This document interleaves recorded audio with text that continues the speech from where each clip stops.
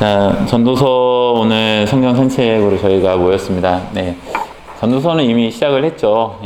묵상을 시작했는데 혹시 어떤 마음이 드셨는지 좀 한번 여쭤보고 싶은데요. 이번에 전도서를 처음 읽어보시는 분은 없으시죠? 그래도 이렇게 혹시 오케이. 오케이. 네. 자, 전도서를 처음 읽으신 분들은 그냥 들으셔도 되고요. 아마 읽어보신 분들은 그런 생각이 드실 거예요. 도대체 뭔 소리 하는 거지? 이게 뭔 말이지? 이게 성경에는 있으니까, 이게 또 하나님의 말씀이라고는 성경 안에 있으니까, 그냥, 그래, 좋은 메시지일 거야, 라는 어떤 확신은 있는데, 그런데 막상 읽어보면은, 이게 뭔가, 잘 감이 안 잡히는 그런 느낌을 종종 받게 되는 성경이 전도서인 것 같습니다. 다니엘서 같은 경우에는 참 재밌게 시작했다가 맨 마지막에는 막 머릿속이 복잡해지는 걸로 끝난다고 한다면, 그래서 이게 도대체 뭘까 막 혼란스러움으로 끝나는 어떤 맥락들이 있죠. 근데 그런 것들은 몇 가지 다니엘서에 대한 정보, 인포메이션을 비롯해 가지고 다니엘서가 어떤 맥락에서 쓰여지고 읽혀지고 했는가, 이런 것들을 생각할 때 사실 혼란스러운 건 아닌 것 같아요. 혼란스러운 건 아닌데, 다만 어떤 내용으로 왜 썼는지를 잘 모르니까 아무래도 좀 혼란스러워지는 부분들이 있더라. 전도서도 마찬가지인 것 같아요. 전도서도 마찬가지다. 어떤 점에서 그러냐? 전도서가 왜 기록되었고 무슨 말을 하려고 하는 거지? 라는 주제의식만 조금 여러분들이 잘 이해만 하셔도 쉽게 왜 이런 말 하지? 헷갈리지 않을 텐데, 근데 이제 그런 것에 대한 바탕이 없으면은 도대체 무슨 말일까? 라는 생각이 들더라 라는 것이죠. 그래서 오늘 전도서 성경 산책을 저희가 좀 하면서 좀 몇 가지를 제가 같이 이야기 나눠보면서 그런 지점들을 좀 해소하는 시간이 되었으면 좋겠습니다. 자, 그래서 첫 번째 제가 총 5가지로 오늘 이야기 나눌 건데, 첫 번째는 헷갈리는 전도서. 안 읽어보신 분들은 잘 모르지만 한 번쯤은 읽어보신 분들은 이야기할 수 있는 부분이 뭐냐, 전도서가 상당히 헷갈리더라, 앞에서 이렇게 말했는데 뒤에 가서는 엉뚱한 이야기 하는 것 같더라, 이런 느낌이 들더라는 것이죠. 자, 제가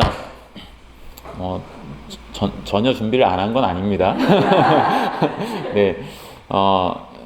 제가 몇 가지 책을 이제 참고를 하면서 좀 읽고 그랬는데, 그 중에 이 권지성 교수님이 쓴 전도서 특강이라고 하는 책이 있는데요.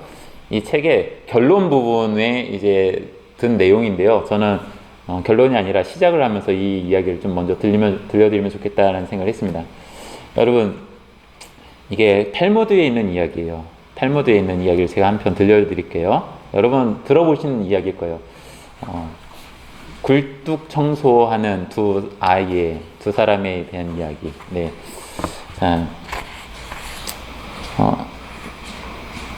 한 젊은이가 랍비를 찾아와 탈무드를 가르쳐 달라고 간청하였지만 랍비는 그가 탈무드를 배울 자격이 없다고 말한다.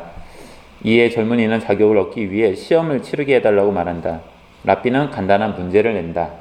이 문제의 내용이 이제 여러분이 아시는 내용입니다. 랍비, 두 소년이 굴뚝에서 내려오고 있습니다. 한 소년은 얼굴이 검고 다른 소년은 얼굴이 깨끗합니다. 당신은 어떤 아이가 얼굴을 씻을 거라고 생각합니까? 여러분 뭐라고 생각하시나요? 깨끗한 사람? 젊은이가 이렇게 이야기합니다. 얼굴이 검은 소년이 얼굴을 씻습니다.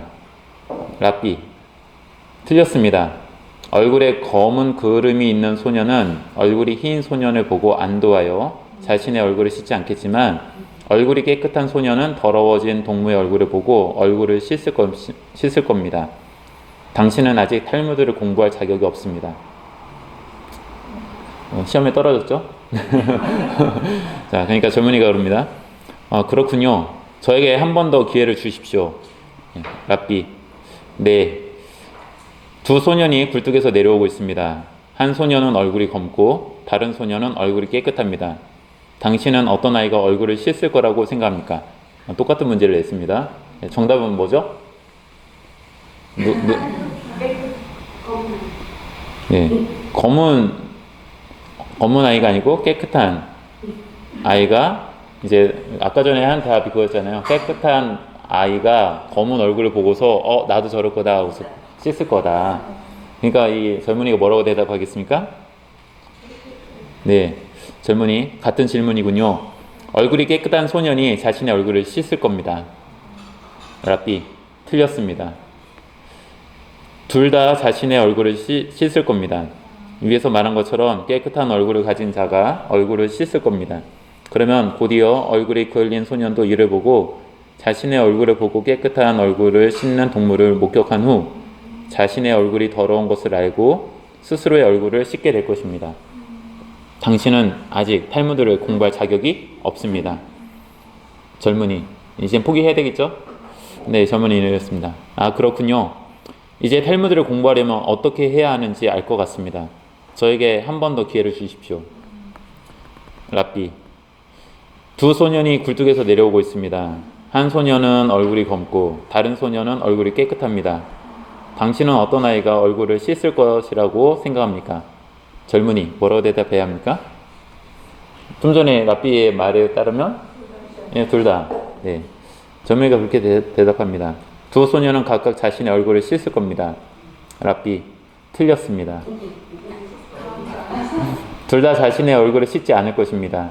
얼굴이 더러운 소년은 얼굴이 깨끗한 동물을 보고 씻지 않을 것입니다. 얼굴이 깨끗한 소년은 얼굴이 검은 동물과 씻지 않으므로 자신도 얼굴을 씻지 않을 것입니다. 젊은이, 정말 괴롭군요. 마지막으로 대답할 기회를 주십시오. 라삐, 두 소년이 굴뚝에서 내려오고 있습니다. 한 소년은 얼굴이 검고 다른 소년은 얼굴이 깨끗합니다. 당신은 어떤 아이가 얼굴을 씻을 것이라고 생각합니까? 젊은이, 둘 다 씻지 않습니다. 라삐, 틀렸습니다. 얼굴이 깨끗한 아이가 씻습니다. 두 명의 소년이 같은 굴뚝을 같이 청소했는데 어떻게 한 명은 깨끗하고 한 명은 더러울 수 있습니까? 이 질문 자체가 틀린 질문입니다. 네. 왜 이 탈무드의 이야기를 왜 들려드렸냐면, 이 권지성 교수님이 탈무드가 사실, 그 전도서가 이렇다라는 거예요. 정답이 있는 것 같아서 어느 정답을 딱 얘기하면은 전도서는 얘기해요. 그거 아닌데? 또 반대쪽에서 그러면 이거 아니면 이거야 하면 전도서 또 이야기해요. 그것도 아닌데? 네. 분명히 뭔가를 말하고 있고 뭔가를 제시하고 있는 것 같은데 정작 전도서는 막상 나중에 듣고 나면은 혼란스러운 거예요. 헷갈리는 거예요. 도대체 무슨 말이지? 그래서 뭘 어쩌라는 말이지?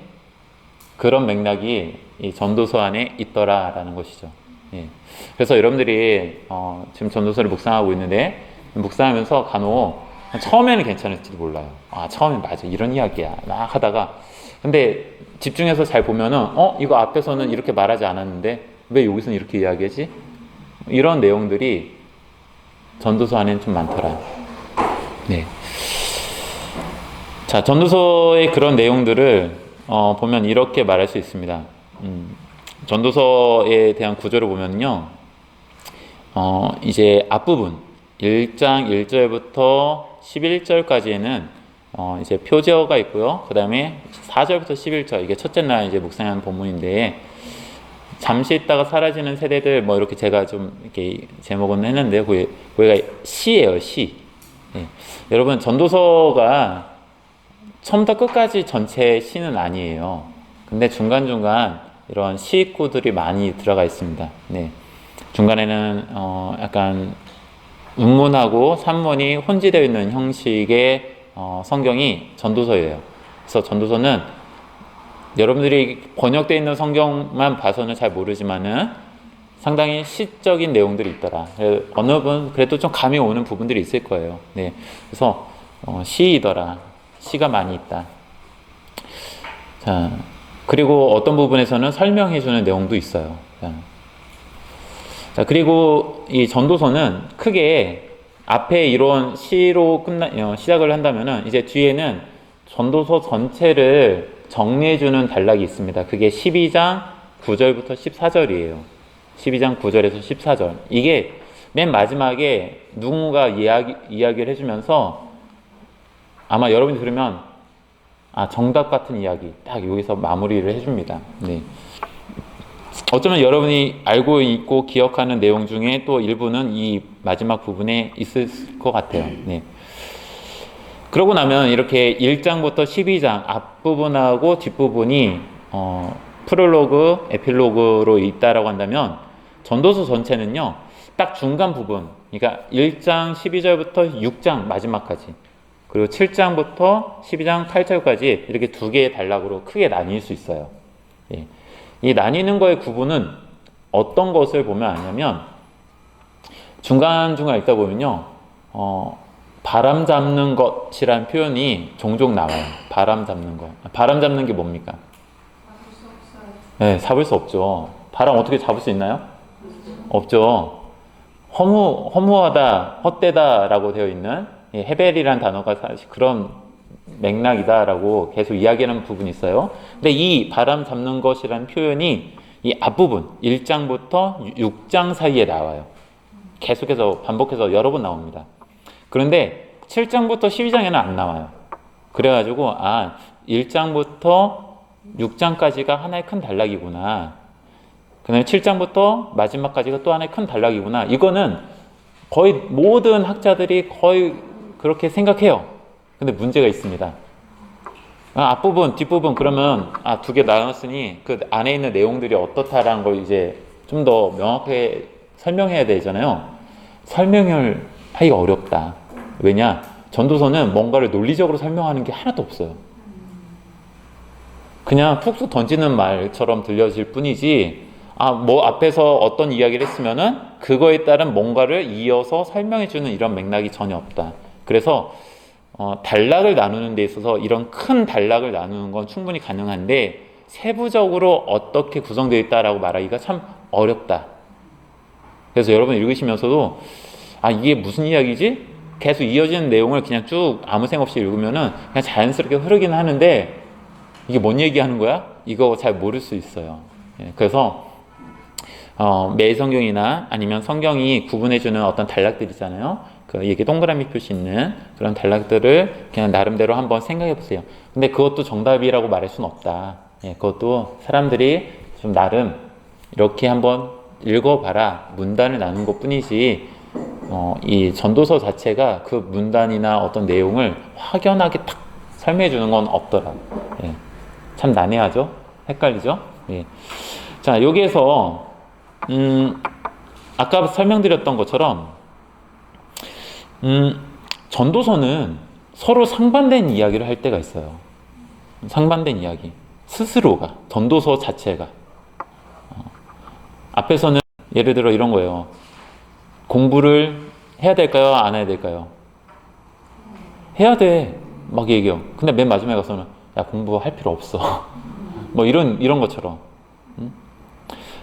지혜로운 것이 좋다라고 하지만 또 어디서는 지혜로운 거 그거 그렇게 너무 지혜로우려 하지 마. 머리만 아파. 전도서의 이런 모순된 이야기들이 어떻게 읽어야 되지? 참 난감해요. 그래가지고 이제 학자들이 생각할 때는 전도서 안에 우리가 읽을 때는 그냥 쭉 한 사람의 이야기로 한 사람이 말한 것으로 읽혀지지만 어쩌면 이 안엔 서로 다른 사람들이 대화를 나누고 있는 거 아닐까라고 생각도 해요. 자, 여기서 우리말은 전도서라고 번역을 하고 있는데 전도서 할 때 전도는 뭡니까? 네, 도를 전하는 거. 네, 맞죠? 네, 맞아요. 근데 이 전도란 말이 도라고 하니까 뭔가 메시지가 있는 그런 거잖아요. 근데 원래 이 성경의 이름은 여기 나와 있는 우리말로 전도서로 번역한 것은 코엘렛이라고 하는 단어를 사용해요. 근데 이 단어 자체는 코엘렛이 중요한 건 아니에요. 이 자체는 이게 사람들이 모이잖아요. 회집을 하잖아요. 그래서 뭔가를 말하는 사람, 이란 뜻이에요. 뭐 그 이상도 그 이하도 아니에요. 그러니까 말하는 사람이에요. 말하는 사람. 뭘 말하는 사람. 자, 그래서 이거를 번역하기가 참 어렵고, 그리고 이 전도서 안에서 이 사람이 어떤 사람일까? 예를 들어, 자, 어느 회집, 그러니까 지금 자리를 보면은 저희가 성경 산책으로 모였잖아요. 그래서 누가 주로 이야기를 합니까? 저잖아요. 강의하니까. 그렇죠? 이런 것처럼 그 모임 가운데 주로 말하는 사람이라는 개념이 있는 거예요. 자, 그러면 이 자리는 뭔가 목적이 있어서 모인 자리인 것 같아요. 그리고 말하는 사람은 그거에 뭔가 부여한 직무가 있는 거죠. 직무가 있는 거예요, 직무. 그래서 코엘렛이라는 것을 이 사람의 이름으로 봐야 될까? 아니면 그 사람이 갖고 있는 뭐 예를 들어 목사면 목사, 권사면 권사, 장로면 장로 같은 그런 직분으로 봐야 될까? 아니면 그거의 역할로 봐야 될까? 예, 이런 개념이 있어요. 그래서 이 사람은 그냥 말하는 사람으로 역할로 보는 게 좀 더 합리적인 것 같아요. 근데 어쨌든 이걸 말하기가 번역하고 좀 의미를 하는 게 좀 까다롭다 해서 대부분은 그냥 코엘렛이라고 그냥 그 이름 자체, 단어 자체를 부릅니다. 네. 자, 코엘렛. 자, 코엘렛에 대한 설명을 드린 것 뿐이에요. 자, 코엘렛. 전도서 안에는 코엘렛이 있는 것 같아요. 이 사람이 등장해요. 근데 그러면 누군가 한 얘기를 했는데 스스로 상반된 이야기를 하는 그런 사람이 있을까? 나름 그래 똑똑한 사람이라고 한다면 자기가 이렇게 A라고 말했으면 여기 가서는 A는 B야 라고 했다면 뒤에 가서 A는 B가 아니야 이렇게 말하는 그런 좀 너무 어색하지 않냐? 그래서 앞에서 말하는 게 코엘렛의 말이라고 한다면 뒤에는 누군가 다른 사람이 이 말에 주고받는 대화로 이렇게 이야기하고 있는 거 아닐까? 라고 가정을 해보는 겁니다. 네, 가정. 그렇다라고 말할 수도 없어요. 자, 잘 오해하지 마세요. 이렇게 생각하는 학자들도 있어요. 전도서에 대해서. 그만큼 전도서는 설명하기가 정말 어렵다. 이런 설명을 왜 하느냐? 전도서 안에는 모순된 이야기가 너무 많기 때문에 그래요. 모순된 이야기가 너무 많기 때문에 이거를 왜 스스로 모순된 이야기를 이렇게 많이 할까? 이거는 서로 다른 사람이 대화를 나누니까 서로 토론하듯이 이야기하니까 그런 거 아닐까? 라고 생각해 보는 거예요. 이때 코엘렛과 편집자 혹은 저자 이런 사람이 등장하는 거죠. 상당 부분 그런 점에서 아까 말했던 그 맨 마지막 에필로그 부분 12장 9절에서 14절은 코엘렛의 말보다는 편집자의 말인 것 같다라고 보는 견해가 있어요. 왜냐면 되게 정답 같은 이야기 딱 하거든요. 그리고 전체를 마무리 짓거든요. 자, 그래서 저도 여기다가 편집자의 결론이라고 제가 쓴 거는 이제 그런 견해를 제가 좀 적어 놓은 것 뿐입니다. 근데 이것도 학자들이 전도서를 읽고 연구하고 하나의 과정이에요. 전도서가 딱 이거야 라고 딱 말하기가 참 어려운 부분이 많아요. 자, 제가 지금 전도서를 이야기하면서 처음부터 지금까지 한 이야기는 뭐 중간 정리를 하면 뭐냐? 전도서는 헷갈린다. 예, 모순되어서 헷갈린다 라는 이야기였어요. 네. 자, 그러면 우리가 전도서 어떻게 그럼 묵상해야 될까? 좀 고민되죠? 예. 자, 그래서 전도서의 내용을 조금 설명을 드리는데 키워드를 가지고 좀 말씀드리려고 해요. 가장 주된 키워드는 헤벨이라고 하는 단어인 것 같아요. 여러분 1장 한번 보시겠어요? 여러분이 전도서에서 가장 유명한 구절이 뭐죠? 네, 맞습니다. 1장 2절에 전도자가 이르되 헛되고 헛되며 헛되고 헛되니 모든 것이 헛되도다. 여기서 전도자는 아까 말했던 코엘렛이라는 사람이에요. 자, 헛되고 헛되며 헛되고 헛되니 모든 것이 헛되도다 라고 했을 때 헛되다 라고 하는 이 단어, 히브리어 단어는 우리말 헛되다로 번역한 히브리어 단어는 헤벨이라고 하는 단어예요. 헤벨. 네, 헤벨. 예. 여러분 히브리어 하나도 몰라도 상관없습니다. 전혀 뭐 히브리어를 아는 게 우리의 신앙의 뭐 퀄리티를 높여주는 것 전혀 아닙니다. 다만 이렇게 기록되어 있는데 그 기록이 우리말로 번역할 때에 원래의 의미를 얼마나 잘 반영해서 번역했는지 이거를 우리가 좀 설명하기 위해서 히브리어 단어를 말씀드리는 거지, 히브리어 하나 더 한다고 해서 우리의 신앙이 더 커지는 거 아니에요. 자, 헤벨. 자, 이 헤벨이라는 단어를 헛되다라고 번역을 했어요. 그러면 이 헤벨이라는 단어는 좋은 건가요, 나쁜 건가요? 나빠요. 예, 헛된 것이 뭐 좋아 보이지 않잖아요. 그렇죠? 부정적인 맥락으로 사용되고 있어요. 자, 그런데 요거를 헤벨이라는 단어를, 헤벨이라고 하는 단어를 이제 찾아보니까, 이건 제가 직접 좀 찾아본 건데, 성경에는, 구약 성경에는 창세기, 출애굽기, 레위기, 민수기, 신명기까지 이거를 이제 유대인의 성경에서는 토라라고 하는데요. 거기서는 한 번 사용됐어요. 많이 사용되지 않았어요. 이 헛되다라는 이 헤벨이라는 단어. 예. 자, 반면 느비딤, 그러니까 예언자들의 글이라고 하는데 우리 개념하고 좀 다릅니다. 열왕기, 이사야, 예레미야가 요나, 스가랴서에서 총 17번이 사용됐어요. 반면 케투빔은 이제 성문서들이라고 하는데요. 우리가 얼마 전까지 묵상했던 다니엘서는 케투빔에 사실 들어가요. 예, 성문서에. 자, 이게 유대인의 성경의 구분은 좀 다르다. 그것만 그냥 아시고, 어쨌든 케투빔에 총 55회가 사용됐는데, 여기서 55회는 욥기, 시편, 전도서에 사용되더라. 자, 욥기, 시편, 전도서를 하나의 개념으로 말하면요, 이거는 지혜서. 우리나라에서는 보통 시가서라고 보통 말을 하죠. 시가서 안에 있는 성경들이다. 자, 근데 제일 많이 사용된 게 어느 성경인가 봤더니 전도서예요. 이 단어 자체를 정말 성경 중에 제일 많이 사용하는 거는 전도서다. 그만큼 전도서는 헤벨이라고 하는 단어를 정말 많이 주목하고 있다라는 것이죠. 예. 근데 이렇게 많은 게 헛되고 헛되며 헛되고 헛되니 모든 거 헛되다 이렇게 하니까 한 번에 막 여러 개 사용되잖아요. 그래서 그런 것도 있어요. 자, 헛되다, 무의미하다, 쓸데없다라는 어떤 그런 의미를 반영한 번역이라고 볼 수 있어요. 예. 여기서 여러분들 이 느비딤, 뭐 예언서들 있잖아요. 예언자들의 글에서는 보통 헤벨이라는 단어를 어디서 사용하냐면 우상과 관련해서 사용해요. 우상 어떤 거야? 하면 그거 헛된 거야. 그거 헛된 거야. 라는 맥락에서 보통 사용이 됩니다. 그런데 오늘 여러분 전도서를 보면서 전도서 안에 헛되다는 이 표현이 우상과 관련해서 사용되는 표현은 아니에요. 예, 우상하고는 전혀 상관이 없어요. 그래서 이전에는 우상과 관련해서 헤벨이라는 단어를 많이 사용했는데 시간이 지나서 어느 시점부터는 우상이라는 단어의 사용은 잘 안 해요.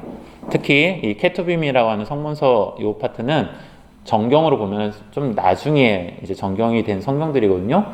근데 여기서 많이 사용되는 단어가 헤벨이더라. 근데 그 얘기는 성경의 역사 가운데 처음에는 이것에 대해서 우상 정도에만 적용되던 표현을 어느 시점부터는 중요하게 고찰하면서 생각하더라 라는 거예요. 근데 우상에게 적용하지 않고 다른 무엇인가에 적용하여 헤벨이란 단어를 생각하는 경향이 두드러지더라 라는 것이죠. 네. 근데 이 헤벨이라는 단어 그러면 헛되다, 의미 없다, 쓸데없다 라는 의미인가? 원래 1차적인 단어는요, 단어의 1차적인 의미는 호흡, 소량의 바람, 수증기 이런 것들을 표현하는 단어가 헤벨이에요. 이제 좀 날씨가 이제 내일 거의 영하로 막 떨어지는 것 같더라고요. 내일부터. 여러분, 영하 딱 떨어지면 아침에 나와가면 입김 이렇게 딱 쓰면 어떻습니까? 이 입김이 막 보이죠. 그걸 헤벨이라고 하는 거예요. 제가 요 근래 한 달 전부터 이제 학교를 가느라고 이제 차 타고 새벽에 이렇게 가잖아요. 그러면 구례, 남원 요 정도 지나가는데 안개가 엄청나더라고요.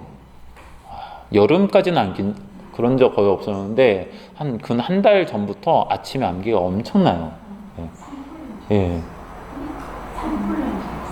안개 때문에? 안개 보고 산불 난 줄 알았다고? 네. 그 정도예요, 진짜. 앞이 캄캄해요. 네. 그게 단어로 보면 헤벨이다. 네. 자, 그러면 여러분, 이거는 제가 한 건 아니고, 제가 이제, 배운 어떤 송민원 교수님이 이제 이 헤벨이라고 하는 단어를 설명하면서 이렇게 설명을 하시더라고요. 이 헤벨이라는 것이 그러면 정말 헛된 거냐, 무의미한 거냐, 라고 했을 때, 여러분, 아까 말했던, 이제 춥잖아요. 추워지잖아요. 그때 너무 추워가지고 손이 너무 시려면 여러분 어떻게 하세요?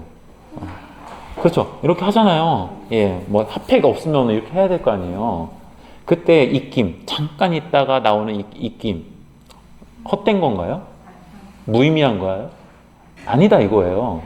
잠깐 있다 사라지지만 그 순간 그 의미가 있다. 이제 그 교수님은 이제 그렇게 설명을 해주셨어요. 근데 저는 이 설명이 참 되게 좋더라고요.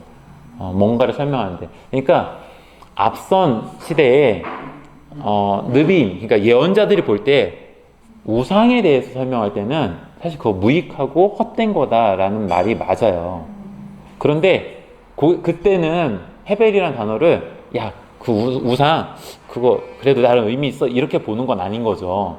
그래서 그 가치로 보면 완전히 달라요. 근데 전도서에서는 우상에게 적용하여 이 단어를 쓰는 게 아니다. 그리고 이 단어를 사용하는 데 있어서 그것이 잠깐 있다 사라지는 것들에 대해서 설명하는 건데, 잠깐 있다 사라지는 뭐 호흡, 입김, 안개, 수증기 이런 걸 가지고 무의미하다라고 말할 수 있을까? 그렇게 말하기는 좀 어렵다. 그래서 이 전도서를 이해할 때 헤벨이란 단어를 조금은 앞선 시대의 그 무가치하고 의미 없는 그런 것으로만 단정해서 그냥 읽으려 하지 말고 좀 의미를 새롭게 한번 해봐라 라고 제안을 합니다. 여러분 이 제안을 좀 잘 기억해 보시면 좋겠습니다. 네. 자, 그래서 지금 제가 요거 설명드린 거고요. 이 케투빔에서는 헤벨이란 단어를 부정적으로만 사용하는 건 아니다. 성경에서 단적인 예가 있어요. 헤벨이라고 하는 이 단어를 가지고 이름을 지은 사람이 있어요. 누구냐면 아벨이에요. 아벨. 예, 아벨. 형 가인에 의해서 죽임당한 동생 아벨. 왜 아벨이 이름이 왜 이 의미일까? 한번 생각해 보세요. 아벨이 어떻게 됐습니까? 형에 의해서 죽임당해서 오래 살지 못하고 죽었어요. 그럼 그게 헛된 건가? 그 사람이 헛된 인생 산 건가? 그렇게 말할 수 없다 이거죠. 그래서 이 헤벨이라고 하는 단어는 우상에 대해서는 아주 부정적으로 사용하지만 다른 맥락에서는 꼭 부정적으로만 볼 것은 아니다. 꼭 기억하시면 좋겠습니다. 네. 자, 그러면 헤벨은 무엇일까? 좀 더 이야기를 나눠볼게요. 전도서가 말하는 게 뭐냐? 전도서에서 말하는 헤벨은 뭘까? 자, 이게 아래에 이렇게 축이 하나 있습니다. 이 축은 이런 걸 말하는 거예요. 이게 뭔 것 같으세요? 예, 사람의 일생이죠. 아이가 태어나서 성장하고 장성하고 노년이 되어서 마지막 죽음에 이르는 요게 요 과정이에요. 요 축의 이 화살표 축의 의미예요.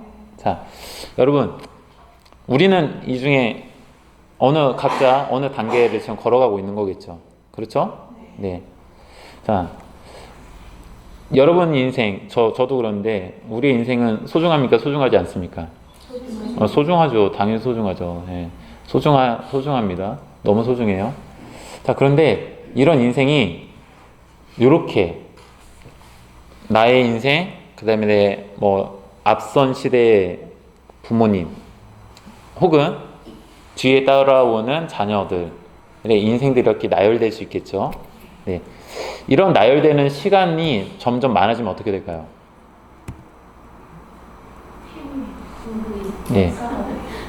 분명 우리는 우리의 인생 전체는 우리한테는 되게 의미 있고 되게 긴 시간 여정이잖아요.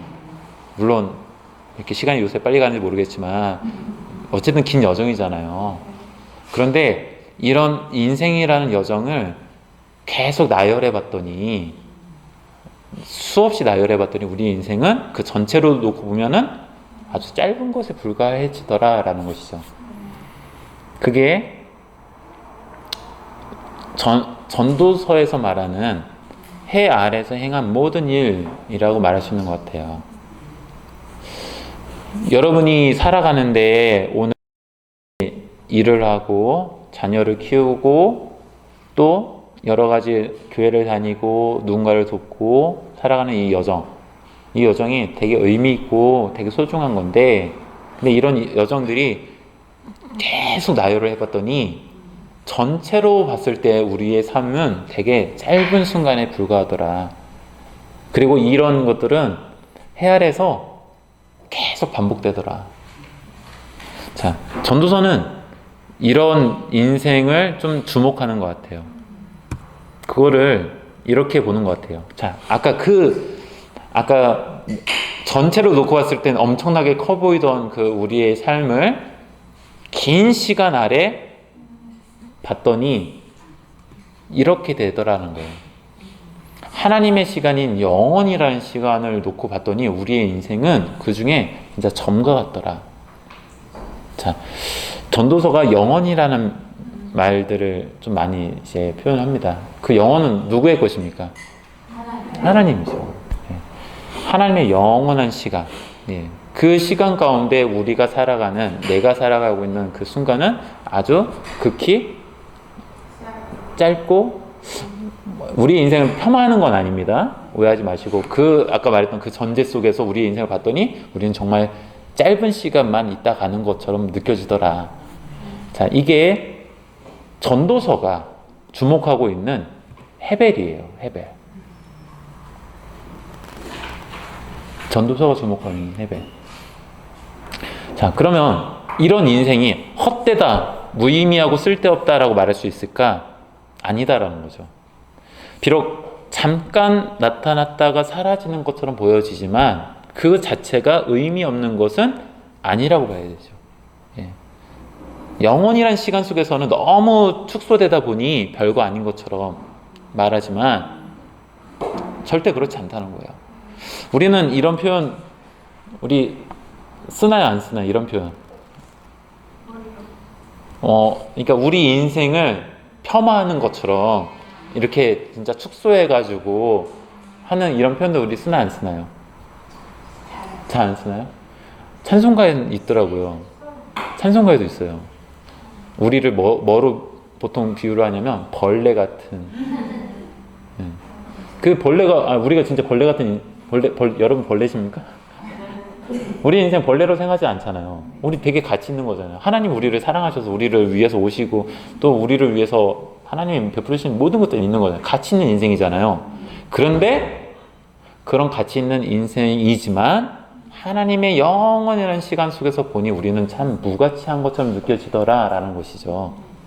그래서 벌레 같다는 것이 우리 자존감을 막 이렇게 낮추는 그런 표현은 아닌 거예요. 하지만 너무 그거를 벌레 같다는 거를 우리를 너무 좀 이렇게 비하하는 것 같이 하는 건 종종 있죠. 그렇게까지 할 필요는 없다 생각합니다. 근데 헤벨이 약간 그런 느낌이다 라는 거죠. 자, 여러분, 전도서는 이런 시간을 살아가는 인생에게 뭐라고 말을 하는가? 이런 이야기를 해요. 9장 7절에 있는 이야기인데, 너는 가서 기쁨으로 내 음식물을 먹어라. 즐거운 마음으로 내 포도주를 마시어라 라고 말합니다. 여러분, 이게 지금 운문인 거 보여주세요? 제가 종종 이야기하죠. 내 음식물을 먹어라. 포도주를 마셔라. 자, 너는 가서 기쁨으로, 즐거운 마음으로. 대꾸가 다 됩니다. 그래서 이거는 뭐 가서 음식물, 포도주 마셔라 라는 이 이야기가 그냥 운문으로 다가오는 시적인 표현이다. 가서 진짜 뭐 음식물 먹고 포도주 뭐 흥청망청 이거 먹고 그러는 말은 아니겠죠. 자, 그런 맥락에서 여러분 잘 보셔야 되는데, 근데 전도서는 이게 자칫 잘못 읽으면 어떻게 읽혀지냐? 야, 인생 별거 있어? 야, 하나뿐이니 인생. 야, 가서 즐겨. 야, 잘 먹고 잘 사는 게 제일 중요한 거야. 어차피 이렇게 우리 인생 긴 것 같지만 짧아. 가서 즐겨. 라고 전도서가 말하는 것처럼 느껴지더라는 거예요. 그래서 어차피 한 번 왔다 가는 이 허무한 세상 먹고 즐겨라 라고 읽혀지는 경우가 종종 있더라는 거예요. 근데 과연 전도서가 그런 이야기를 하고 있는가? 그건 아닌 것 같다. 자, 마지막에 제가 그거에 대해서 정리하면서 다시 한번 말씀을 드릴게요. 자, 우선은 전도서는 그런 맥락으로 이야기하는 건 분명 아니에요. 자, 오히려 전도서는 일상의 삶을 성실하게 살아라 라고 말하는 것 같아요. 자, 여기서 음식물을 먹고 내 포도주를 마셔라 라는 거는 일상적인 삶인 거예요. 여러분, 포도주라 해서 이거는 여러분 뭐 우리 한국 교회는 이제 포도주 뭐 와인 같은 거 이렇게 우리 술이라고 생각하니까 잘 안 먹잖아요. 자, 그런데 외국에서는 뭐 어떻습니까? 마치 이게 잔치 분위기처럼 느껴지잖아요. 예, 그래서 이거 뭐 잔치하면서라고 생각할 수 있는데, 사실 여러분 맥락을 잘 보세요. 팔레스타인, 그러니까 이스라엘 사람들이 살던 그 지형은요, 석회암 지대가 많아요. 석회암 지대의 특성은 물이 깨끗하지 않아요. 그래서 물이 귀해요. 그래서 사람이 수분을 섭취 안 하면 안 되잖아요. 그래서 물을 섭취하는 것이 어렵다 보니 비도 많이 안 오고 물도 또 좋지 않다 보니 음료를 만들어서 먹어야 되는 거예요. 그래서 잘 나오는 포도주를 키워서 음료로 대용하는 거예요. 그러니까 물 개념이에요. 자, 그러면 내 음식물을 먹고 포도주를 마셔라는 것이 뭐 잔치 벌여라 이런 맥락이 아니라 일상적인 삶의 이야기인 거예요. 근데 이것을 어떻게 하냐? 기쁨으로, 즐거움으로 해라. 그 얘기 뭡니까? 자칫 우리의 인생을 별거 아니야 라고 해버리면 쓸데없는 거야, 허무한 거야 라고 하면은 우리 인생 막 살 것 같은데, 전도서는 그렇게 보지 않는다는 거예요. 우리의 인생을 긍정적으로 바라봐라. 그리고 그런 관점으로 우리의 삶을 살아가라 라고 이야기한다는 것이죠. 그래서 일상의 삶을 성실하게 살아가라 라고 하는 맥락으로 전도서를 이해하는 것이 더 적합하다. 근데 전도서 안에는 그 양쪽의 이해가 사실 다 있어요. 그러다 보니까 헷갈리는데, 전도서 전체의 맥락은 이 맥락이 더 크다. 개인의 인생은 이렇지만 이렇게 쭉 이어지는 인생들이 많잖아요. 자, 사실 이걸 제가 그냥 이렇게 나열하다 보니까 한 사람의 인생이 끝나야지 다른 사람의 인생이 나오는 것 같지만 사실 안 그렇죠. 수많은 사람이 동시간을 쭉 살아가는 거잖아요. 자, 그러면 이 중에 수많은 사람들 중에 이런 사람들이 있다는 거예요. 누군가는 의인도 있고 누군가는 악인도 있다는 거예요. 맞죠? 근데 여러분, 어떤 사람이 악인입니까?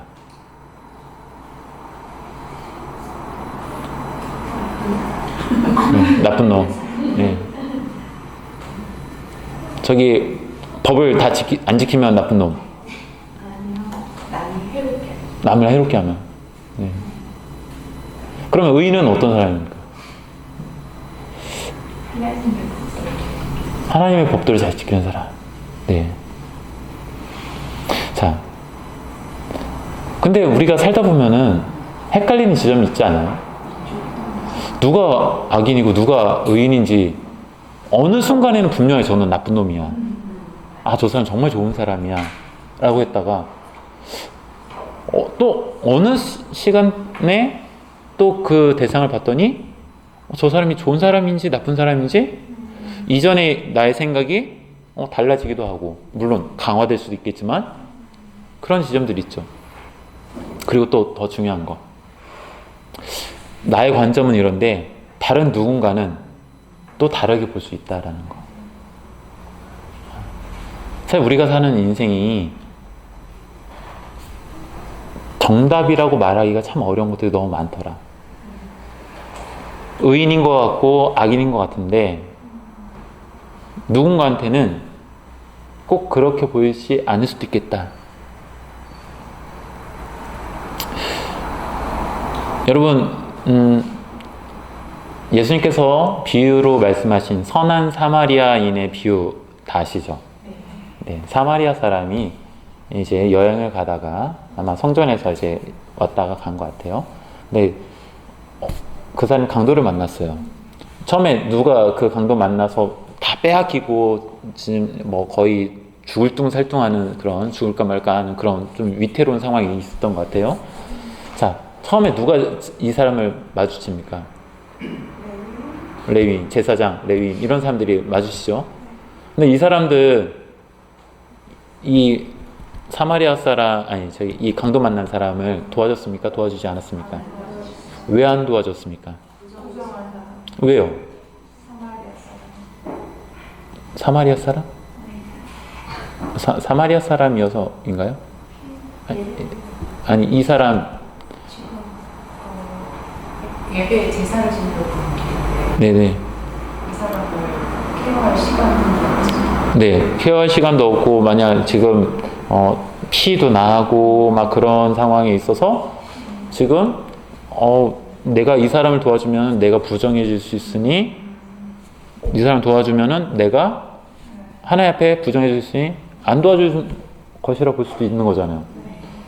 그냥 이 제사장 레위인 좋은 사람입니까? 나쁜 사람입니까? 왜요? 하나님 앞에 깨끗하게 살려고 하는데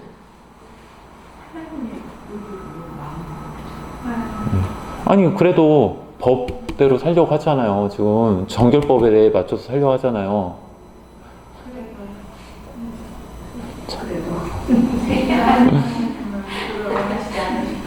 아니 하나님이 법이 율법에 적어 놓으셨잖아요.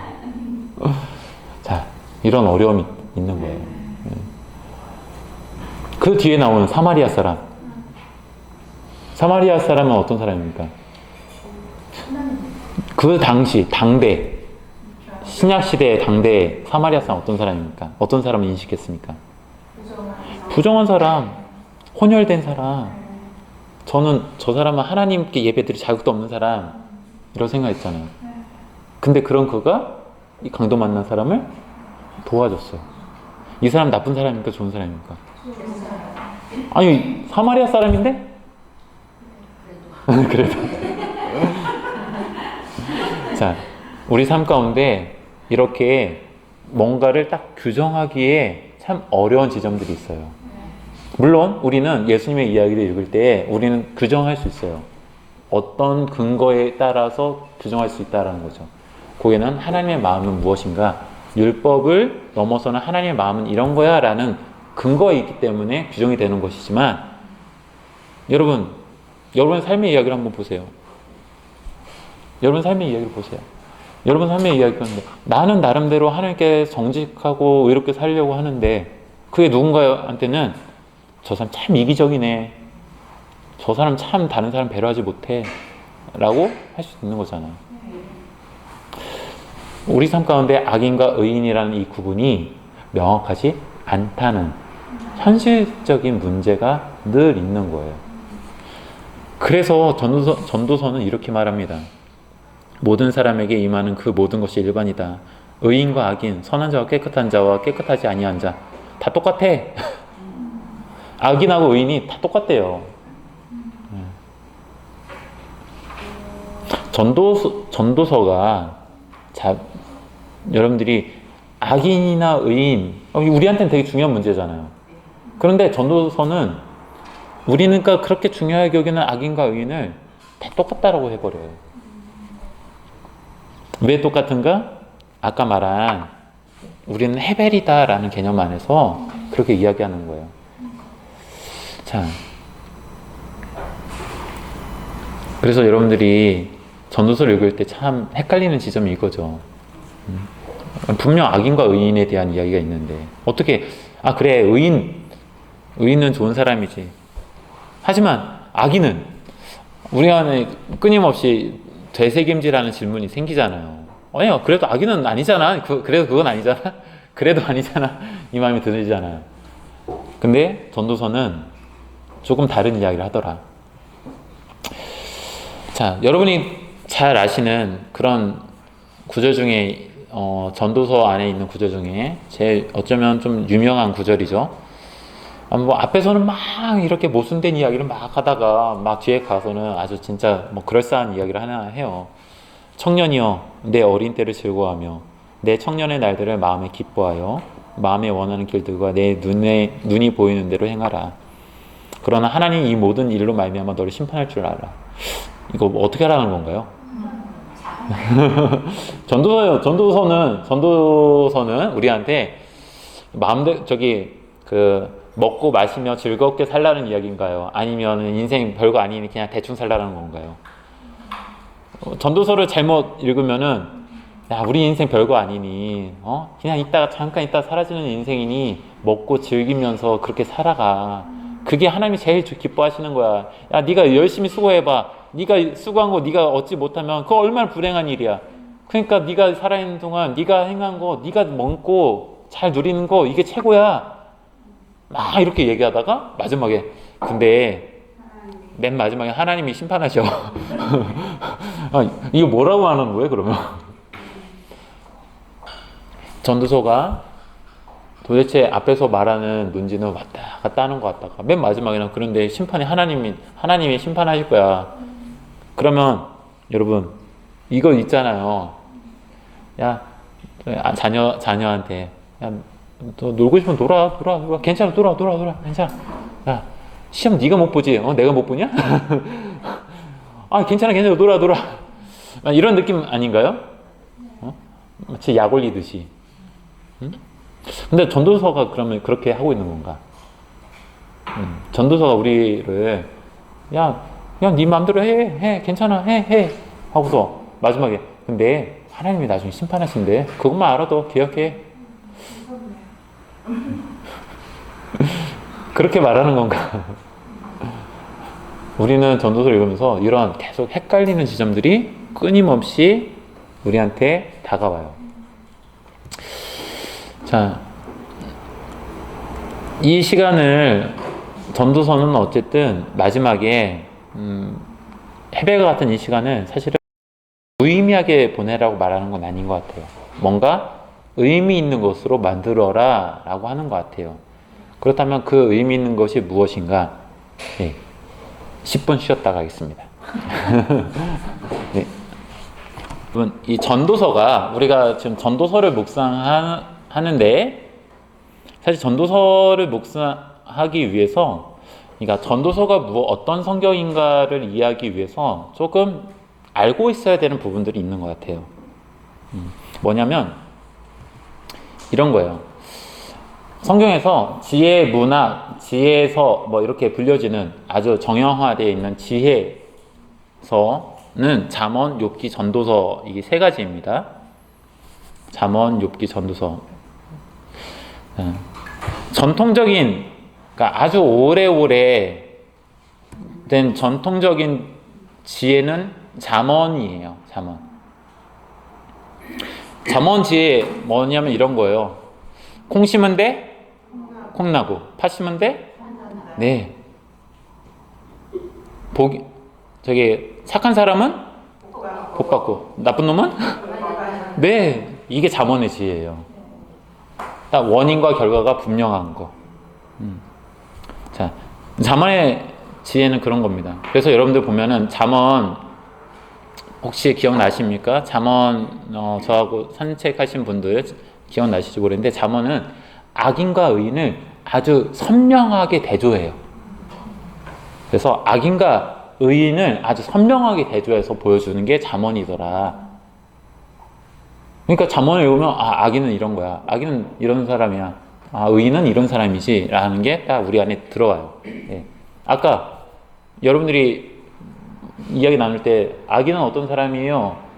의인은 어떤 사람이에요? 라고 했을 때 여러분 그 잠언의 지혜를 말씀하셨어요. 하나님을 경외하는 사람이 의인이고 하나님 믿지 않는 사람이 악인이다. 자, 그러면 잠언에서 의인은 어떻게 되나요? 네, 하나님 복 받죠. 그래서 성경에서 복 받는 것에 대한 강조 있잖아요. 복에 대한, 예, 복에 대한. 근데 약간은 요새는 이 복이라는 표현을 조금 바꾸려고 시도는 합니다. 우리가 갖고 있는 그 복의 개념이 워낙 강하다 보니까 그래서 복을 행복이라는 개념으로, 예, 행복이라는 개념으로 좀 바꾸려고 노력은 하는데 솔직히 잘 안 돼요. 저도 그렇고 행복. 그래서 이제 철학자들이 제일 고민한 것 중에 하나가 행복이란 무엇인가 그런 철학적인 질문들을 하잖아요. 사실 성경도 그런 행복에 대한 부분을 말하더라. 근데 우리는 복이라 하면 뭘로 먼저 다가오냐? 물질적인 개념으로 많이 다가오죠. 예. 자, 그래서 잠언은 어떤 사람이 복 있는 사람이냐 했을 때 그 복 있는 사람은 악인과 의인 중에 누가 복 있는 사람이에요? 의인이죠. 의인이 복 있는 사람이야 라고 이야기해요. 그래서 시편도 그런 맥락에서 시편 1편도 같은 맥락에서 이야기를 하죠. 예, 그래서 이제 시편은 지혜에서 구분을 대체로 하지 않는데 시편의 상당 부분은 지혜와 관련되어 있는 것들이 많더라. 그렇게 말할 수 있을 것 같습니다. 네. 자, 근데 이런 잠언이 과연 우리 삶 속에서 정말 그럴 때가 정말 다 잠언과 같은 때가 있냐? 잠언이 말하는 대로 다 그러냐? 아니더라는 거예요. 그래서 잠언이 말하는 그 지혜, 잠언이 말하는 지혜가 참 좋고 중요한데 잠언이 말하는 게 우리 현실 속에서 다 그러지 못하다 보니 그러면 잠언이 말하는 것과는 다른 이런 상황에 대해서는 어떻게 설명할 수 있지? 이것에 대해서 다른 성경들, 특히 욥기와 전도서는 잠언이 말하는 지혜를 비껴난 다른 질문들에 대해서 뭔가 설명하려고 하고 있다는 거예요. 자, 그렇게 보면 이렇게 말할 수 있습니다. 잠언, 욥기, 전도서는 우선 공통적인 거 있습니다. 하나님의 주권에 대해서 모두 긍정해요. 그러니까 세상의 모든 건 다 하나님이 하시는 거야 라고 하는 것을 긍정하고 있어요. 자, 그런 점에서 잠언은 의인은 복을 받고 악인은 벌을 받는다라는 개념이 큽니다. 여기서 복과 벌의 대상은 뭐냐? 재물, 장수, 자손이에요. 자, 복을 받으면 어떻게 됩니까? 재물이 많아지고 나이가 오래 살고 자손이 많고 벌을 받으면 재물이 없고 단명하고 자손이 없고 이게 잠언이 제시한 복에 대한 개념이었어요. 그 복은 누가 받는 거냐? 의로운 사람이 받는 거야. 의롭지 못한 사람은 이런 복 못 받아 라고 잠언은 계속 얘기했단 말이에요. 근데 욥기는 이렇게 이야기하죠. 아니 정말 의로운 사람인데 재물도 없고 생명도 위태롭고 자손도 없는 그런 사람 있잖아. 야, 이 사람 아무리 봐도 이 사람은 진짜 의로운 사람인데 그거에 대해서는 어떻게 설명할 수 있지? 잠언의 가치관으로는 절대 설명할 수 없는 지점들이 보이는 거예요. 살다 보니까. 욥기가 그런 거죠. 자, 욥 어떤 사람입니까? 욥기에서는 의로운 사람, 당대 의로운 사람이라고 얘기해요. 근데 욥이 처음에 어떻게 의로운 사람이었는데 어떤 일을 당합니까? 그 내러티브 앞부분에서 보니까 그 이야기 속에서는 사단이 와서 하나님한테 야, 너 욥이라는 사람 봤어? 하나님은 괜히 막 이렇게 자랑질 하시다가 사단이 와가지고 이렇게 욥이라는 사람이요 사실 마음은 안 그러는데 하나님 잘해주니까 그런 거예요. 하나님 그렇게 저기 한번 했던 거 뺏어 보세요. 그러면 원래 본성이 드러날 거예요. 라고 하는 거죠. 자, 그래서 잃는 게 뭐냐? 재물을 잃고요. 자신의 자식들을 다 잃어버리고요. 또 자신의 건강을 잃어버려요. 자, 그러면 이 사람은 욥의 지금 상황 자체는 어떤 상황입니까? 죄인이 받아야 되는 벌을 받고 있는 상황인 거예요. 그러니까 욥의 새 친구가 와서 조금 위로해 준다고 왔어요. 근데 이 새 친구는 자꾸 욥을 어떻게 합니까? 위로해 줍니까? 위로가 아니죠. 뭐라고 합니까? 계속. 맞아. 야, 네가 잘 생각해봐. 너도 네가 뭔가 잘못한 것 같아. 네가 잘못했으니까 이런 일이 일어난 거야. 라고 계속 얘기하는 거예요. 자, 그 새 친구의 기준은 뭡니까? 잠언의 지혜예요. 잠언이 말하는 그 지혜로 보니 너의 이 상황은 하나님께서 너를 벌하신 거야. 벌하셨다면 네가 뭔가 죄를 졌기 때문에 하나님 벌하신 거겠지. 네가 잘한 것 같지만은 사실 너도 모르게 너를 속이고 있는 거야. 그러니 빨리 회개하고 하나님께 돌아와봐. 그러면 하나님이 다시 너를 회복시켜 줄 거야.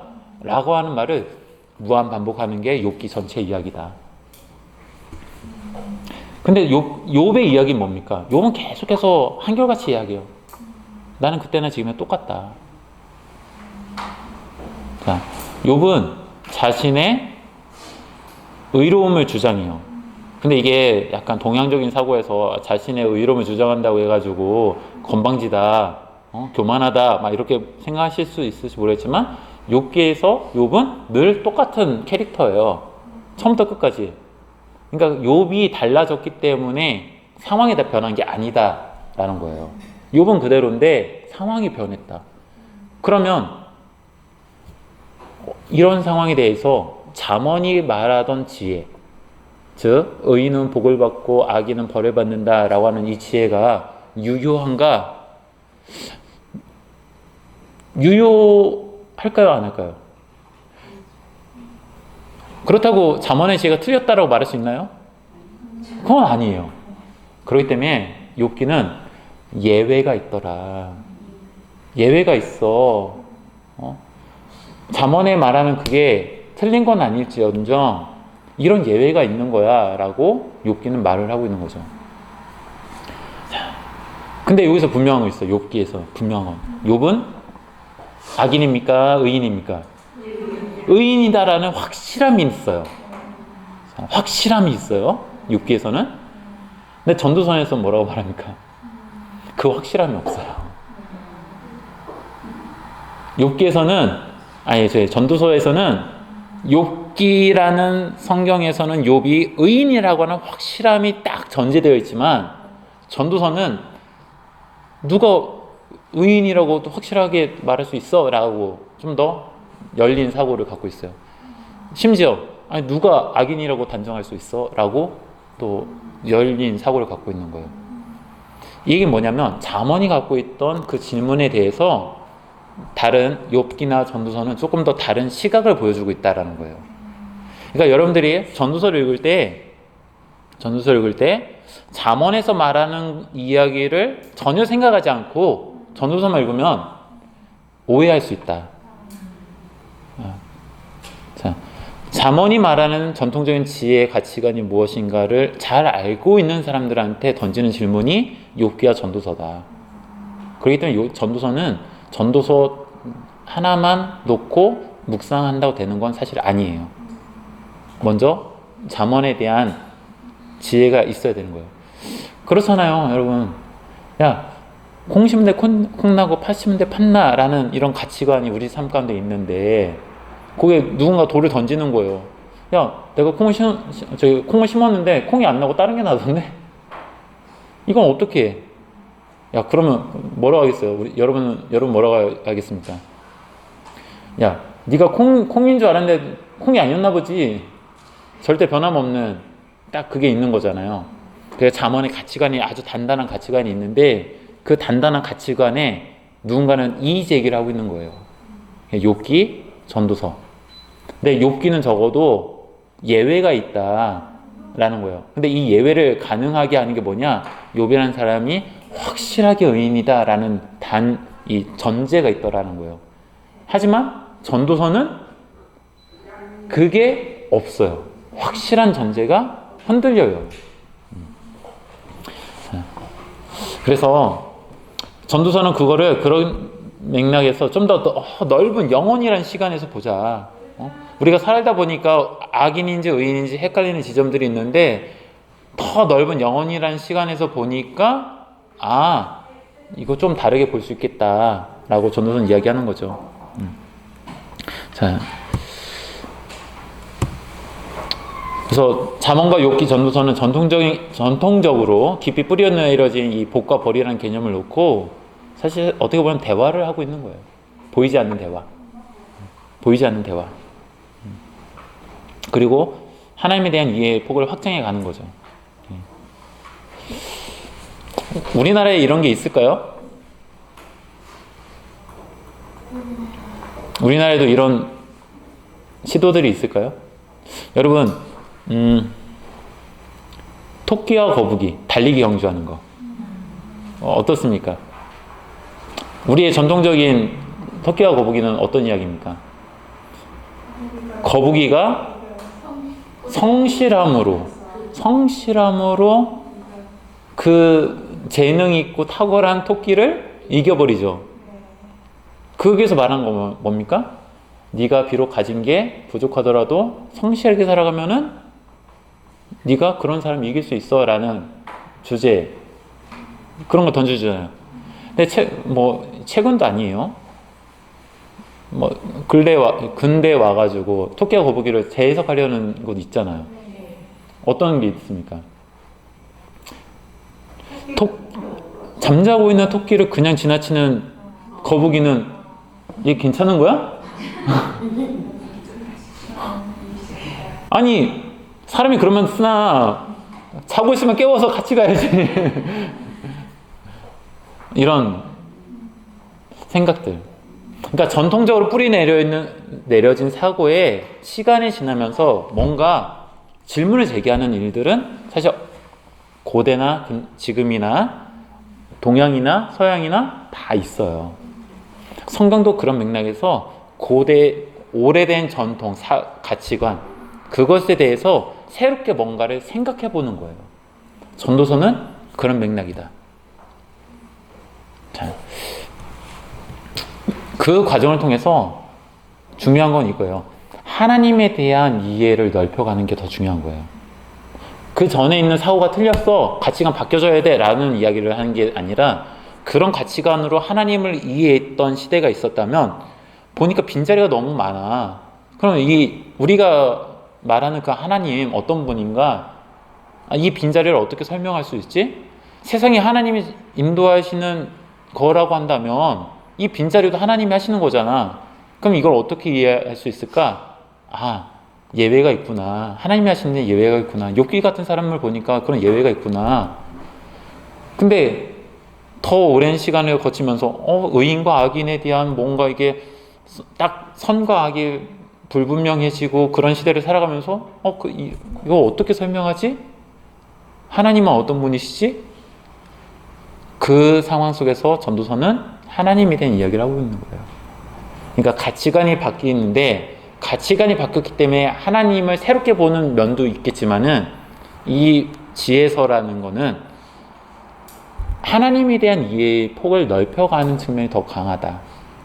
하나님은 어떤 분이신가에 대한, 왜 그러냐? 세상은 다 하나님이 행하신다라고 하는 아주 뿌리 깊은 강한 인식이 있기 때문에 그래요. 자, 그래서 지혜서는 우리에게 끊임없이 우리 인간 실존, 그러니까 지금 시대를 살아가는 나의 입장에서 하나님을 찾도록 하죠. 그리고 그것은 고착화되어 있는 부분들에 대해서 다시금 생각할 것을 계속 요청하는 거예요. 고착화, 나쁘게 말하면 고착하고, 좀 더 좋은 걸로 말하면 뭘까요? 전통이 될 수 있겠죠. 예. 사실 전통 자체가 성경에 기록되어 있는 것은 전통이라고 말하진 않거든요. 성경에 기록되면 하는 게 아니라 오랜 교회 안에서 또 어느 사회에서 오랫동안 통용되던 가치관인 거죠. 근데 그 가치관이 시대의 변화에 따라서 조금 다르게 생각할 필요도 있겠다라는 것이죠. 그래서 지혜서는 우리한테 계속 생각해봐라 라고 하는 거예요. 자, 여러분, 교회 안에서 악기를 연주하는 거 좋은 건가요? 나쁜 건가요? 좋은 거라고요? 아니, 악기를 연주하는 게 좋은 거라고요? 네. 하나님 찬양하는데 악기 연주하는 거. 저기 뭐 이런 그 헤비메탈 하는 그런 전자 악기 막 드럼 빠바바 하면서 하는 거 그런 거 해도 괜찮나요? 네. 우리나라가 이 과정을 겪는데 시간이 되게 오래 걸렸어요, 사실은. 절대 처음부터 이거 다 허용하지 않았어요. 여러분, 교회에서 피아노 반주하는 거 다 가능하죠? 피아노 옛날 절대 안 됐어요. 피아노 전에 오르간. 옛날 저쪽에서 오르간으로 좀 썼고, 피아노와 같은 거 절대 못 썼어요. 근데 어느 순간 피아노가 들어가고요. 어느 순간 기타가 들어가고요. 어느 순간 드럼이 들어가고요. 베이스가 들어오고 다양한 악기들이 들어왔어요. 근데 아직까지도 이걸 거부하는 교단도 있어요. 네, 있어요. 이걸 다 오픈하는 교단도 있지만. 여러분, 오르간하고 피아노는 너무 비슷한데 안 되나요? 저도 그건 잘 모르겠습니다. 왜 안 되는지는. 네. 자, 어쨌든 과거에는 인간의 감정을 이렇게 조장할 수 있는 악기의 사용을 극히 절제하는 것이 전통이었어요. 근데 시간이 지나면서 현대로 오면 일반적인 음악들이 악기 연주하고 다 하잖아요. 그런데 교회에서는 박수만 치고 있으면 너무 시대에 뒤떨어진 거잖아요. 그러다 보니 교회에서도 야, 우리가 인간의 감정을 이렇게 하는 거는 조금 자제를 해야겠지만 그래도 수용하는 거 필요하지 않을까? 이런 논의를 통해 가지고 악기도 수용된 거거든요. 그게 바로 지혜다. 지혜서는 사실 그런 맥락이다. 하나님에 대한 전통적인 사고 속에서 하나님에 대한 이해를 하고 있는 거예요. 근데 그게 시간이 지나면서 조금씩 다른 생각들을 가져오더라. 그러면 가장 먼저 있었던 거는 잠언이라고 말할 수 있는 거죠. 가장 오래된. 근데 어느 시간을 거치면서 욥기라고 하는 성경이 등장할 필요가 있었겠죠. 그리고 또 시대가 달라지면서 전도서와 같은 성경도 들려졌겠죠. 처음부터 같이 공존했던 건 아닌 것 같아요. 처음부터 시간의 흐름을 두고서 점차 나타난 것 같아요. 예. 자, 이 부분 제가 말씀은 좀 드려야 될 것 같은데, 지혜서, 그러니까 저희가 전도서를 보고 있는데 전도서가 하나님의 말씀이라고 하니까 우리는 하나님의 말씀으로서 높고 또 거룩하게 그 말씀을 보려고 하는 건 있는데, 여러분, 지혜서는 하나님이 주신 지혜인가 아니면 인간의 지혜인가 라는 질문을 우리가 던질 수밖에 없어요. 자, 잠언, 욥기, 전도서, 하나님이 주신 지혜인가 아니면 인간의 지혜인가? 뭘까요? 자, 뭐 예를 들어 창세기, 출애굽기, 레위기, 민수기, 신명기 쭉 보면은 모세가 하나님을 만나서 대화하는 내용들이 있죠. 또 예언서나 이런 데 보면 하나님이 예언자들을 통해서 말씀하시는 내용들도 있죠. 또 여호와 가라사대 뭐 이런 그런 여호와께서 이르시되 뭐 이런 표현으로 하나님의 목소리를 보존하면서 뭔가를 전달해 주는 성경들도 있어요. 근데 지혜서는 잠언, 욥기, 전도서 뭐 물론 여러분 이제 질문하겠죠. 욥기에 하나님 등장하던데요라는 하나님 말씀하시던데요. 근데 이건 조금 다르게 좀 생각해 볼 필요가 좀 있습니다. 자, 요 안에는 하나님이 직접 뭔가를 말씀하시는 지혜의 개념은 사실 없다. 뭐냐? 끊임없이 사람들이 자신들의 가치관 속에서 하나님을 이해하려고 하는 맥락이 더 크다. 그래서 그것이 인간의 지혜이지만, 그러나 이 지혜를 교회 공동체는 하나님을 이해하는데 정말 중요하게 경전으로 삼아도 문제 없겠다라고 여긴 거예요. 그래서 이게 경전으로 들어왔고 우리가 읽는 거예요. 자, 제가 드리고 싶은 말씀이 이겁니다. 자, 하나님이 알려주신 지혜라고 한다면 바뀌지 말아야죠. 근데 잠언, 욥기, 전도서는 시간의 흐름에 따라서 앞에서 생각하지 못했던 부분들을 다루고 있다. 그래서 끊임없이 하나님에 대한 이해를 하려고 하고 있다. 그런데 그 부분 상당수는 사실 인간의 지혜인 맥락이 좀 더 크다. 그래서 우리의 지혜는 사실 한계가 있는 거예요. 하나님을 우리가 다 알 수 있냐? 여러분, 성경 읽으면 하나님 다 알 수 있습니까?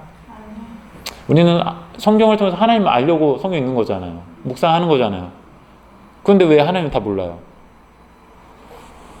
하나님 전체를 아는 거는 사실 우리한테 너무 어려운 문제더라. 하나님의 그 광대하심과 위대하심을 우리가 성경 몇 개를 가지고 하나님의 전부를 다 알았다고 말하는 거는 장님이 코끼리 만지는 거하고 똑같다. 따라서 우리는 계속해서 하나님에 대한 이해를 하려고 다양한 성경들을 읽고 묵상하는 것이고, 또 지혜의 이런 다양한 지혜서들은 하나님에 대한 이해를 그 시대에 따라서 더 확장해 가려고 노력하고 있는 것이다. 근데 이런 노력은 그런 점에서 자, 우리 삶 속에서도 되게 중요한 것 같아요. 의미 있고. 자, 그래서 사실 지혜 문학은 인간의 문학이라고 말하는 부분이 좀 커요. 여러분들은 성경만 보시니까 다른 걸 모르겠지만은 사실 이 잠언, 그 다음에 뭐 욥기 전도서에 나와 있는 상당 부분은 고대 근동에 널리 알려져 있는 격언들도 많이 들어와 있습니다. 예.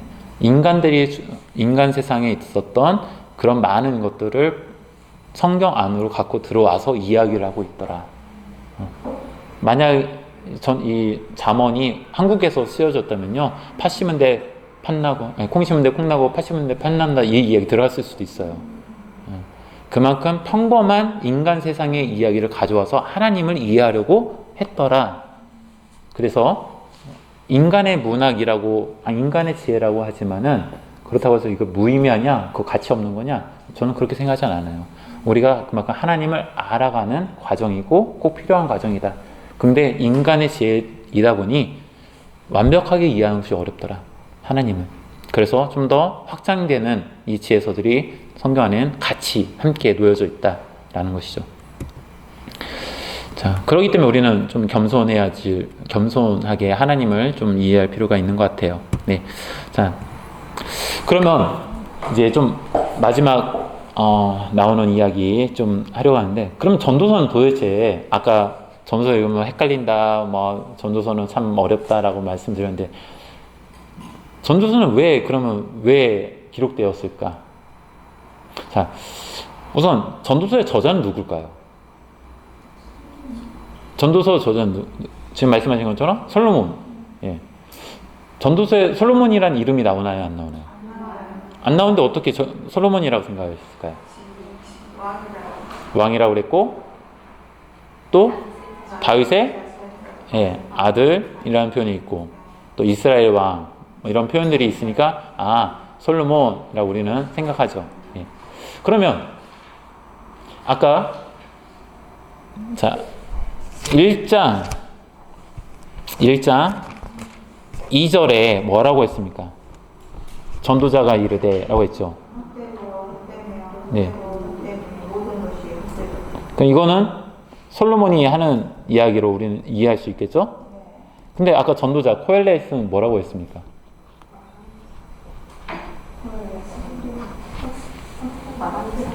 코엘렛 누구라고 했습니까? 네, 어떤 자리에서 모아놓은 회중에게 말을 하는 사람.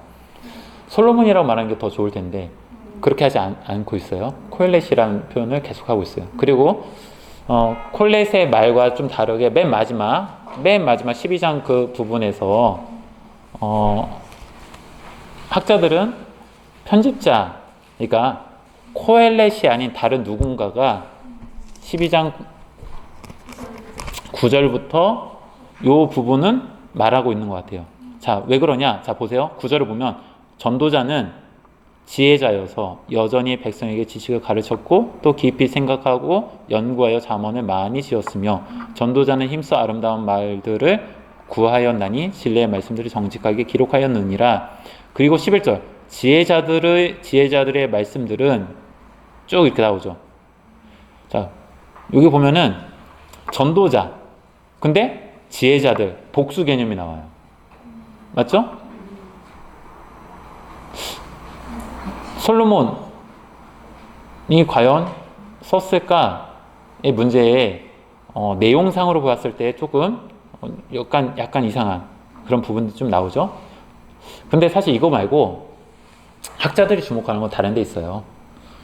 어떤 거냐면요. 전도서에 기록되어 있는 언어, 표현들은, 단어들은 솔로몬이 살았던 당시의 언어 표현이 아니라 상당히 후대, 특히 언제냐면 포로기 이후, 그러니까 포로 생활 끝나고 귀환했던 그 사람들 있잖아요. 그 시간쯤 후대에 사용되는 히브리어를 사용하더라. 그리고 거기 나와 있는 외래어가 있다. 외래어.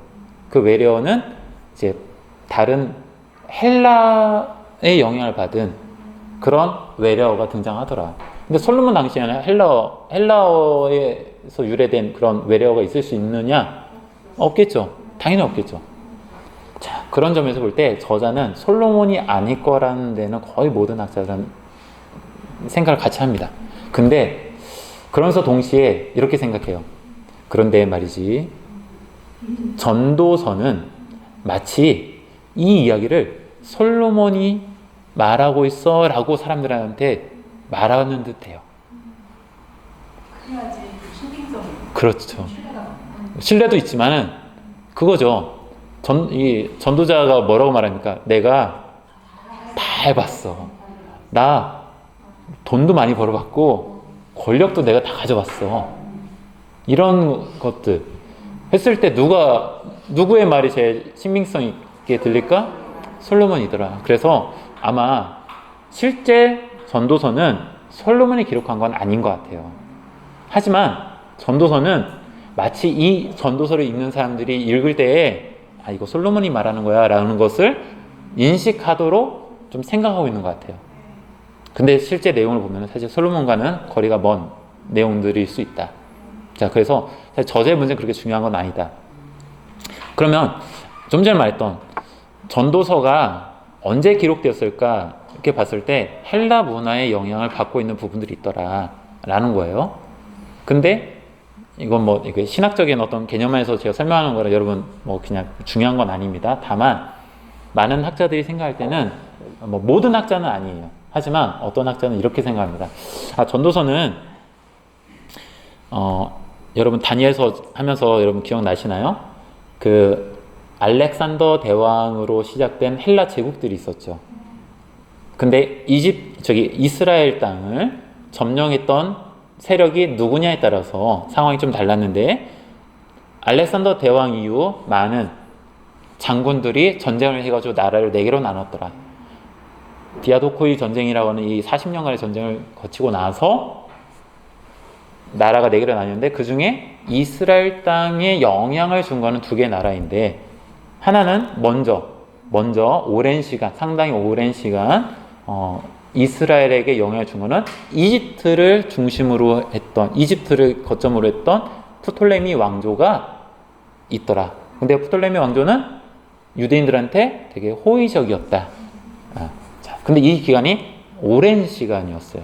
그리고 나서 시리아를 중심으로 한 셀류쿠스 왕조가 전쟁을 이겨가지고 이스라엘한테 영향을 줬는데 이때 셀류쿠스 왕조는 안티코스 4세라고 하는 왕은 유대교를 핍박해요. 종교를 인정하지 않고 헬라 문화와 헬라 종교를 받아들일 것을 강요했어요. 그래서 핍박을 했다.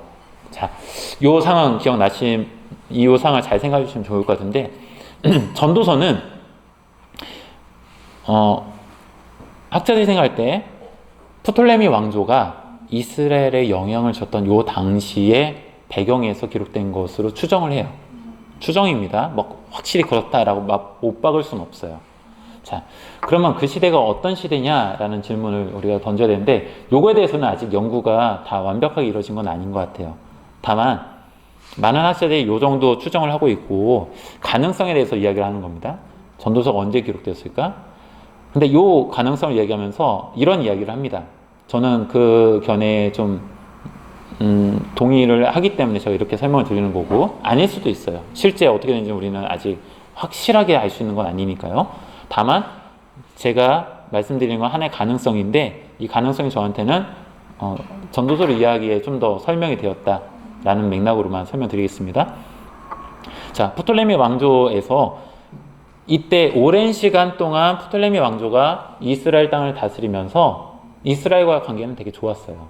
물론 뭐 마냥 좋았다고 말할 수는 없겠지만은 좋았던 것 같아요. 안정적이었다라는 게 중요한 것 같아요. 여러분, 우리가 정치적으로 불안정할 때 성장할 수 있나요, 없나요? 없어요. 왜 없나요? 열심히 일하면 성장할 수 있는 거 아닌가요? 그렇지 않죠. 정치가 불안정하면은 사실 모든 데 영향을 미치기 때문에 경제가 성장하기 어려워요. 지금 러시아하고 우크라이나 전쟁으로 인해서 전 세계 경제가 지금 어려워지고 있잖아요. 전쟁이라는 건 참 그래요. 그래서 정치가 안정되었을 때에 성장하고 뭔가 발전할 수 있는 여지가 있는 거예요. 근데 프톨레미 왕조가 다스린 그 기간이 상당히 좀 그래도 좀 길었고 이스라엘 땅한테는 안정적이었던 것 같아요. 그런데 요게 이스라엘은 그동안은 농업을 기반으로 한 사회였어요. 근데 헬라 제국, 프톨레미 왕조를 통해서 어떤 영향이 미치냐면 상업 활동이 활발해지기 시작하는 거예요. 무슨 말이냐면 이런 거예요. 옛날에는 전쟁하고 막 바뀌고 할 때마다 전쟁하고 나면 너무 먹고 살기 힘들었는데 농사 짓기 편해졌고 좀 더 나아가서 농사를 짓는 걸 넘어서 경제 생활이 새로워지면서 돈을 버는 일들이 용이해지고 새로운 직업군이 등장하고 그러는 거예요. 자, 요게 새로운 신흥 부자 계층이 등장하는 것 같아요. 부자 계층. 옛날에 농업 시대의 진리는 뭘까요? 농사 져야죠. 콩을 심으면 뭐가 나야 되는 거예요? 콩 나야 되는 거잖아요. 당연한 거잖아요. 물을 잘 주고 해를 잘 주고 하는 관리가 중요한 것이지 뭘 하느냐가 중요한 건 아니잖아요. 근데 상업을 하다 보니 이거는 1 더하기 1은 2가 아니에요. 그 이상이 될 수도 있구나. 그런 시대적인 흐름 속에서 경제적인 성장을 이루었던 것 같아요. 그래서 전도서에서 보면은 내가 재물도 많이 가져봤고 많이 했는데 다 그거 헛짓거리야, 헛거야 라고 하는 그런 이야기는 그런 배경 속에서 충분히 이해될 수 있는 것 같아요. 제가 이 말씀을 왜 드리냐면 이런 겁니다. 여러분, 우리의 가치관이라는 건 사실 시대적인 배경 속에서 나타나는 건데 시대적인 배경 속에서 과거 우리나라는 농업 경제를 했을 때 제일 중요한 게 뭐였습니까? 성실함이었어요. 성실함으로 우리의 가치관이 형성되었고 그렇게 살아가는 사람들이 합당한 열매를 얻는 거라고 했어요. 물론 과학적인 기술을 통해 가지고 더 좋은 생산량을 거둬들일 수 있었지만 그것도 성실함을 기반으로 해야지만 가능했던 거예요. 근데 농업사회가 지나고 나서 우리 현대사회로 들어오면서 어떻게 됩니까?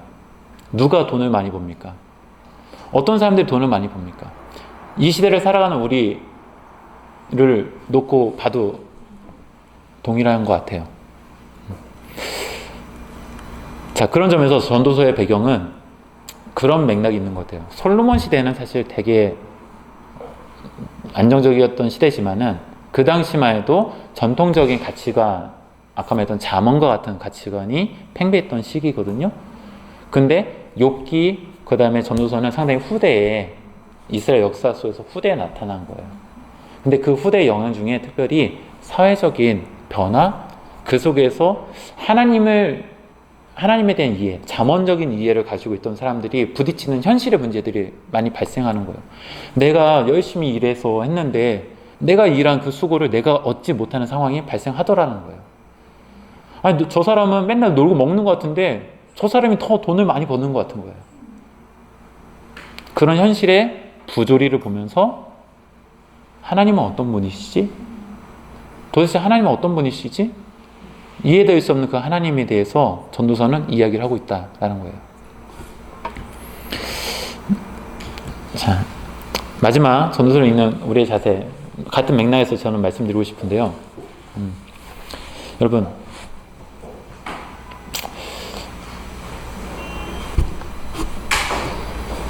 질문 하나 던져볼까요? 아는 것이 힘, 모르는 것이 약. 다 통용되는 이야기죠. 네. 자, 조심히 가세요. 네. 아는 것이 힘, 모르는 것이 약. 다 통용되는 이야기잖아요. 맞죠? 그럼 여러분, 이 통용되는 이야기, 여러분, 언제 이거를 같이 붙여서 씁니까? 아니요. 그렇진 않아요. 그러면 이 중에 하나는 없어져야 되는 건가요?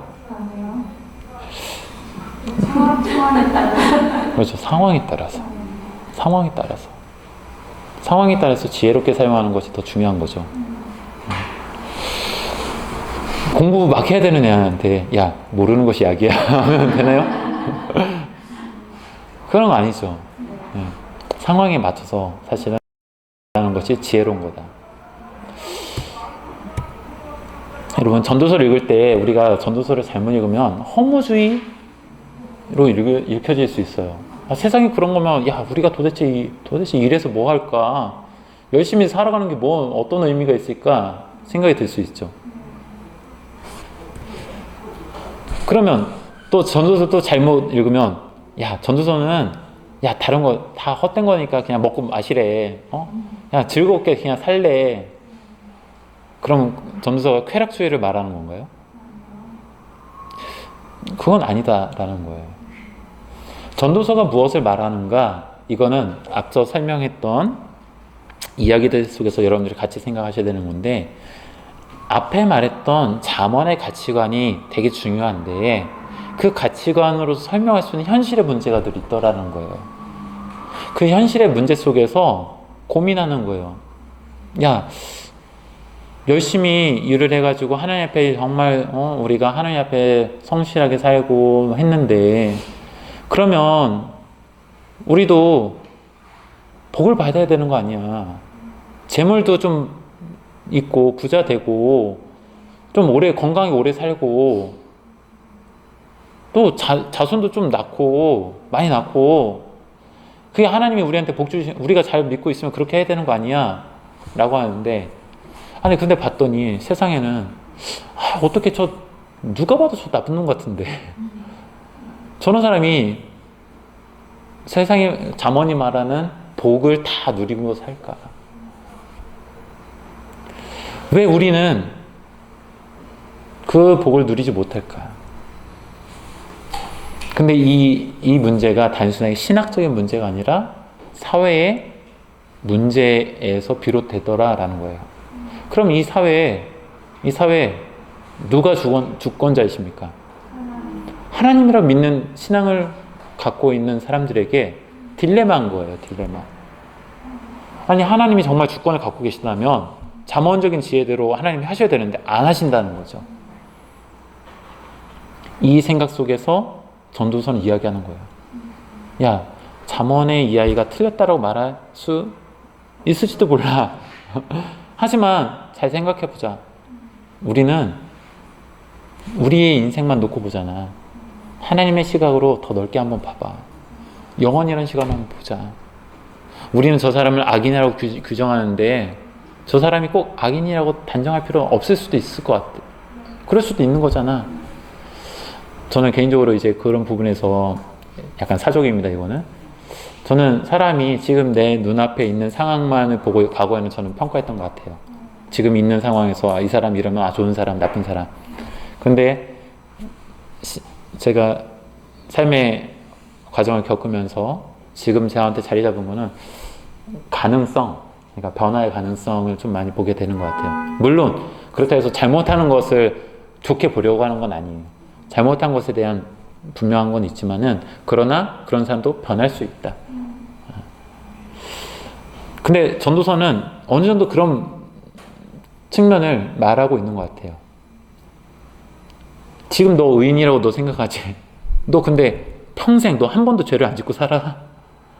너 하나님 앞에 평생 그 긴 인생 동안 너 정말 하나님 앞에 항상 의롭기만 했어?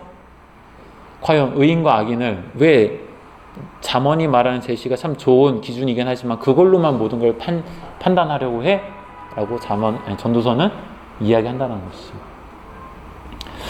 자, 그렇기 때문에 우리한테는 전도서를 읽을 때 자칫 허무주의 아니면 쾌락주의로 빠질 가능성이 너무 많은데요. 이 지점을, 이 균형을 어떻게 잘 잡느냐, 이게 참 중요하죠. 저는 이 균형을 잡는 거는 하나님의 주권인 것 같아요. 하나님의 주권. 하나님이 세상을 다스리신다라고 하는 그 확실함, 확고함, 그 신념이 우리한테 있을 때 비로소 우리는 이렇게 될 수 있는 것 같아요. 세상이 짧은 것 같지만, 그래서 우리 인생이 별거 아닌 것 같이 생각될 수 있지만, 그러나 우리는 의미 있는 존재이고, 그 시간 가운데 우리가 어떻게 살아가느냐의 문제가 때로는 우리 현실 속에서는 부조리하게 느껴지는 부분이 많지만, 그럼에도 불구하고 우리는 하나님 앞에 살아가는 존재다라는 것. 그렇기 때문에 우리는 하나님 앞에 성실하게 살아가는 건 필요하다. 다만 잠언이 말하는 것처럼 우리가 지금 이렇게 하면 나중에 이런 복을 받겠지라고 하는 그런 삶 말고 지금 시간, 지금 현재를 좀 더 주목하면서 살자. 내가 지금 하나님 앞에 의인이고 바르게 살아가는 것, 하나님 앞에 행복하게 누리면서 살아가는 것이 더 중요한 거 아닐까? 이전의 시간, 이후의 시간이 아니라 지금의 시간을 더 현명하게 살아가는 게 더 중요한 거 아닐까? 전도서는 이렇게 말하는 것 같아요. 네.